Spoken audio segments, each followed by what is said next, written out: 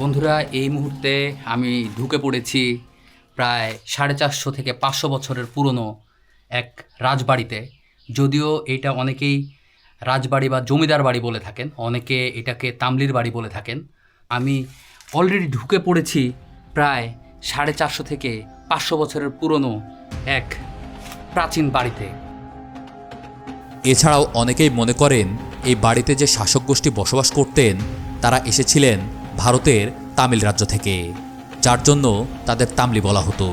তবে শুধু এই একটি বাড়িই নয়, পাশাপাশি আরও কয়েকটি থানায় রয়েছে বেশ কয়েকটি তামলির বাড়ি, যা থেকে ধারণা করা যায় তামলি মূলত কোনো রাজার নাম নয়, এটি মূলত এক শ্রেণীর শাসক গোষ্ঠী যারা এই অঞ্চলে কোনো এক সময় শাসন করেছে।